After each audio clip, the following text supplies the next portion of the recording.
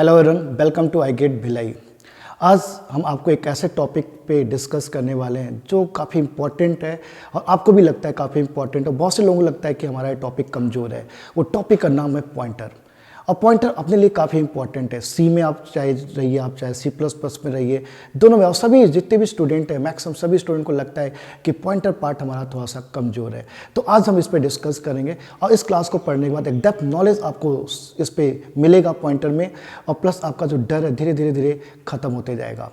तो पॉइंटर जो कि इसलिए भी इंपॉर्टेंट है, जो कि आगे हम लोग डेटा स्ट्रक्चर पढ़ने वाले हैं। और डेटा स्ट्रक्चर सिर्फ थ्योरी नहीं पढ़ना है, आपको कोड करना सीखना है। स्टैक के जितने भी क्वेश्चंस हैं उनको इंप्लीमेंट करना, उनके एल्गोरिथम को इंप्लीमेंट करना है आपको C कोड में या C++ में, जितने भी आप इसमें कोड करना चाहते हैं।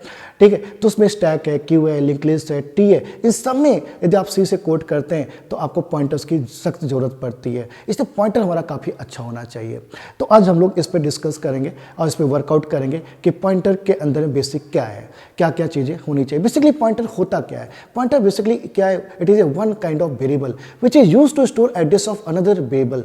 किसी भी दूसरे वेरिएबल का एड्रेस हमें स्टोर करना है तो बेसिकली हमें एक पॉइंटर की जरूरत पड़ती है। पॉइंटर एक ऐसा वेरिएबल है जिसके अंदर में हम किसी भी वेरिएबल का एड्रेस स्टोर कर सकते हैं।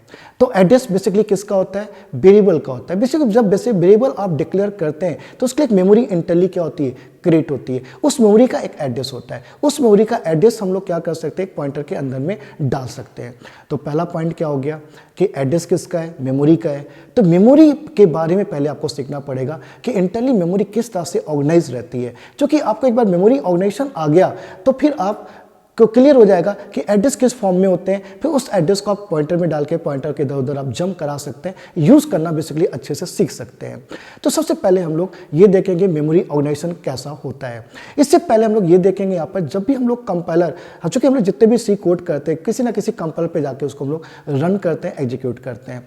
तो जैसे हम लोग यहाँ पर डिस्कस करें वैसे डिफरेंट टाइप के कंपाइलर्स मार्केट के अंदर में अवेलेबल हैं, लेकिन हम TC 3.0 वर्जन की बात करें यहाँ पर, तो इसका डिज़ाइन जो कि कंपाइलर बेसिकली क्या है? कंपाइलर एक प्रोग्राम है जिसका काम क्या है? हाई लेवल लैंग्वेज को क्या करना है? एक्सेप्ट करना, उसको कन्वर्ट करना लो लेवल लैंग्वेज के अंदर में। Basically one type of translator है कंपाइलर आपका। जैसे हम यहाँ पे TC 3.0 वर्जन को लेके चल रहे हैं, जिसका डिज़ाइन पे किस पे बेस रहेगा? किसी पर्टिकुलर प्रोसेसर पे बेस होगा और ऑपरेटिंग सिस्टम पे क्या होगा? डिपेंडेंट होगा ये। तो यहाँ पे हम लोग देखें तो हमारा TC 3.0 वर्जन है, 30 वर्जन है आपका, design on 8086 processor architecture that is based on DOS 16-बिट ऑपरेटिंग सिस्टम। इसका जो डिज़ाइन है वो किस पे बेस है? आपका 8086 पर और 16-बिट DOS ऑपरेटिंग सिस्टम पर है।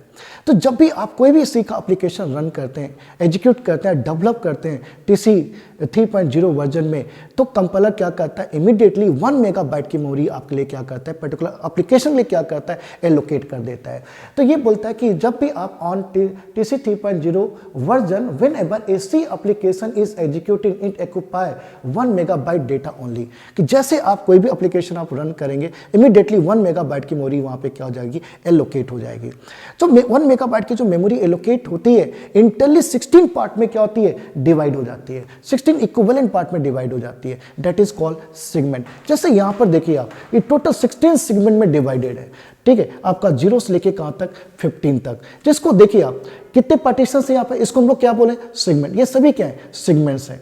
ये सेगमेंट में डिवाइडेड होता है। टोटल 16 सेगमेंट के अंदर में है। कितनी बाइट की मेमोरी लोकेट होती है? 1 मेगाबाइट की मेमोरी लोकेट होती है। जितने भी सेगमेंट है सभी को हम लोग एक पर्टिकुलर नंबर से रिप्रेजेंट करते हैं, और ये जो नंबर होता है यूनिक आइडेंटिफिकेशन नंबर है, that is called segment address. Segment address कैसे डिसाइड हुआ कि ये एड्रेस कैसे आया आपका? जैसे मैं यहाँ पे देखूँ तो यहाँ पे 2 ब्लॉक्स हैं, 2 ब्लॉक्स हैं।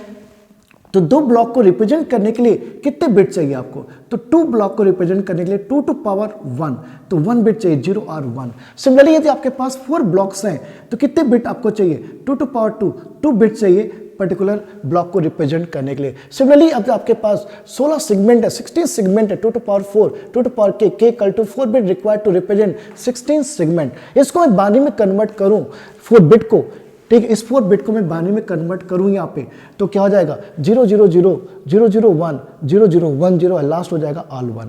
इसको मैं डेसिमल में कन्वर्ट करूँ तो 0 1 2 15। इसका जो रेंज है 0 to 15 है, मतलब इसका आप रेंज डेसिमल में देखते हैं तो 0 8 9 10, 11, लास्ट 15। और इसको जब आप हेक्साडेसिमल में कन्वर्ट कर देते हैं, जितने भी हेक्साडेसिमल नंबर्स होते हैं उनको जब भी हम लोग रिप्रेजेंट करते हैं बिगिन विद 0x लिखते हैं, तो 0x यहाँ पे इंडिकेट करता है बिगिन ऑफ हेक्साडेसिमल नंबर। इसको जब आप कन्वर्ट कर 0 को 0, 1 को 1 रहेगा, 2 2 रहेगा, 15 यहाँ पे f बन जाएगा। तो ये जो एड्रेस आ रहा है बेसिकली ये सेगमेंट एड्रेस है। सभी ब्लॉक का, सभी सेगमेंट का यहाँ पे क्या होगा, यूनिक आइडेंटिफिकेशन वैल्यू होगी जिसको हम लोग बोलते हैं सेगमेंट एड्रेस। इसका जो रेंज होगा 0x0 से लेके कहाँ तक होगा, 0xf तक होगा। अब यहाँ पे देखते हैं कि आपके जो सेगमेंट है इनका साइज क्या होगा। तो आपका जो सेगमेंट है यहाँ पर देखा जाए तो टोटल 16 सेगमेंट्स हैं। तो सेगमेंट साइज क्या होगा आपका, सेगमेंट साइज, तो number of segment equal to 16 and memory size आपको दिया total 1 megabyte. 1 megabyte divide into 16 equivalent part. तो segment size equal to memory size, total memory size upon segment number of segments. तो 1 megabyte upon 16 equal to 2 to power 20 byte upon 2 to power 4 equal to 2 to power 16 byte. तो 2 to power 6 into 2 to power 10 byte equal to 2 to power 64 kilo byte. Size of each and every segment is 64 kilo byte. मतलब जितने भी यहाँ पर blocks हैं सभी 64 kilo bite के हैं। 64 kilo bite, 64 kilobyte, 64 kilobyte, 64 kilobyte, 64 kilobyte. तो जितने भी सेगमेंट है every segment size is 64 kilobyte. तो आपका जो डेटा होता है जब आप इंट लिखते हैं, फ्लोट लिखते हैं, वो सब यहाँ पे क्या होता है, लोडेड होता है, स्टोर्ड होता है। अब यहाँ पे हम ये देखते हैं कि जब हमारा जो डेटा सेगमेंट है ये भी नंबर ऑफ पार्ट्स में क्या होता है, इंटरली डिवाइडेड होता है, स्मॉल पार्ट में डिवाइडेड होता है, डेट इज कॉल्ड सेल। तो अब यहाँ पे हम लोग देखते हैं कि आपका जो डेटा सेगमेंट है इंटरली कैसे ऑर्गेनाइज होता है। तो यहाँ पे जितने भी मेमोरीज होती है जो हम लोग इंट ए लिखते हैं, इंट बी लिखते हैं, फ्लोट ए लिखते हैं, फ्लोट बी लिखते हैं, ये सब डेटा हमारा क्या होता है, इंटरली यहाँ पे लोड होता है, स्टोर होता है सेगमेंट के अंदर, जिसको बोलते हैं डेटा सेगमेंट। जितने भी टाइप के वेरिएबल आप डिक्लेयर करते हैं, आगे इसके बारे में और डिस्कस करेंगे। इसके अंदर में भी पार्टीशंस होते हैं। तो ये जो मेमोरी होती है यहाँ पे ये नंबर ऑफ सेल में डिवाइडेड होता है। सभी सेल का जो साइज होता है इक्वल होता है। 1 सेल साइज इक्वल टू क्या होता है, 1 बाइट होता है।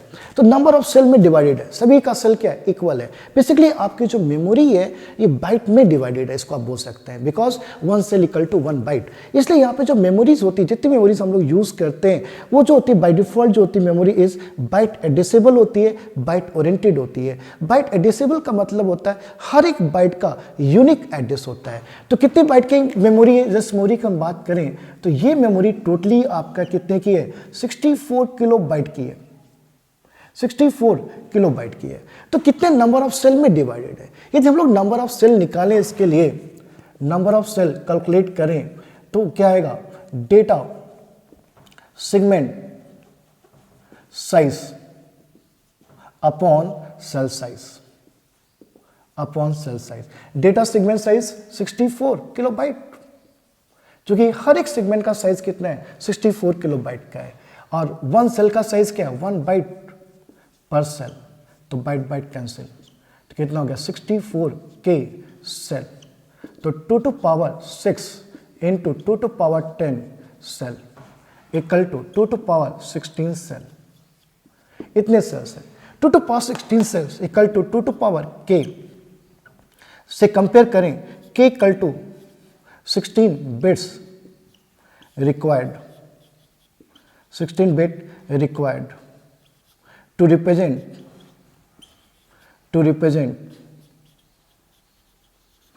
2 to power 16 सेल। मतलब इस सेल को रिप्रेजेंट करना है तो 16 बिट का एड्रेस आपके हाथ में होना चाहिए, तभी आप इसको रिप्रेजेंट कर सकते हैं, अदरवाइज आप इसको रिप्रेजेंट नहीं कर सकते हैं। तो फिर से एक बार रिपीट कर दे रहा हूं मैं आपको, मैंने क्या बताया कि जब भी आप सी प्रोग्रामिंग के अंदर में एप्लीकेशन डेवलप करते हैं तो कंपाइलर बाय डिफ़ॉल्ट 1 मेगाबाइट की मेमोरी आपके एप्लीकेशन के लिए एक्यूपाई कर देता है, एलोकेट कर देता है। तो 1 मेगाबाइट की मेमोरी 16 बाइट में डिवाइडेड होती है, 16 ब्लॉक में डिवाइडेड होती है, दैट इज कॉल्ड सेगमेंट।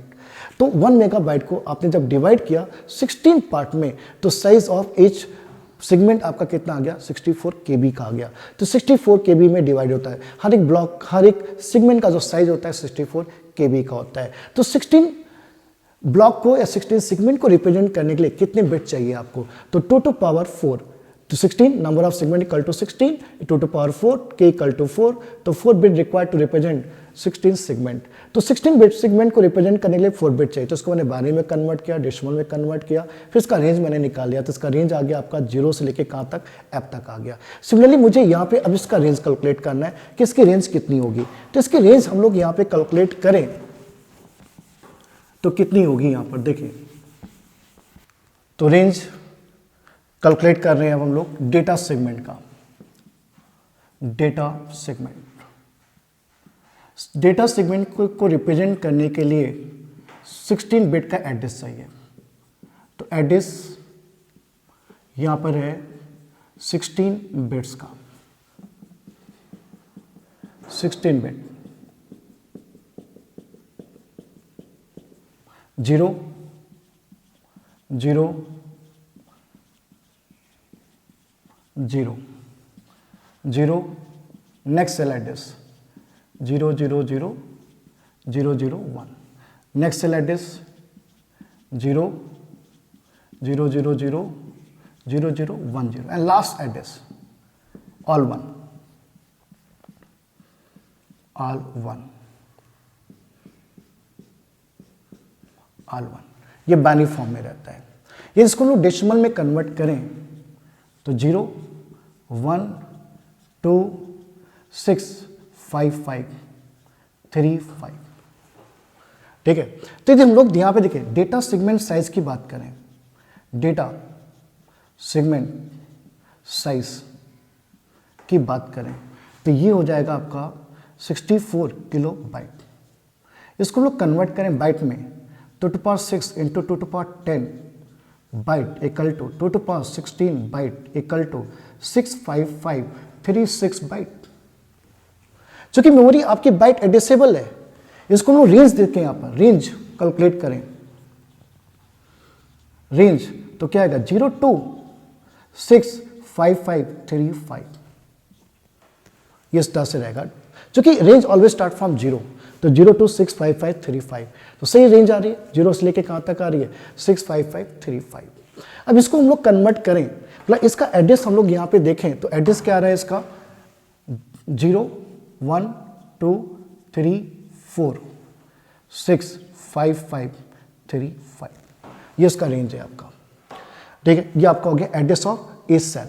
यदि इस एड्रेस को कन्वर्ट करें किस में, इन हेक्साडेसिमल में, तो कैसे कन्वर्ट करेंगे इसको देखिए आप लोग।